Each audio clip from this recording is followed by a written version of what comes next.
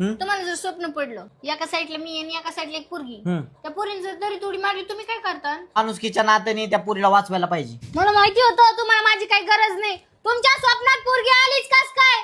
तुमचा 100% बाहेर कुठे लपडे. आता नाही, आता मी आहे ना या सोप्यावर उडी मारून जीव देणार आहे.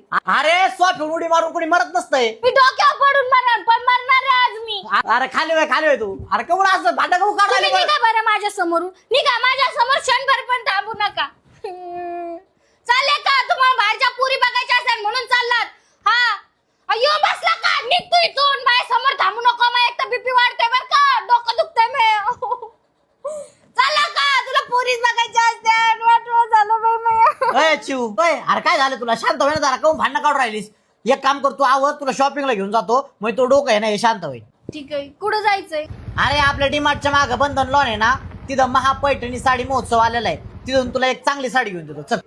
होय हो, हा नगर मध्ये एवढा मोठा पैठणी महोत्सव चालू आहे, मला नाही माहिती. तुम्हाला कोणत्या पोरीने सांगितलं? अरे तो डोक्यात तेवढंच काय असतं काय?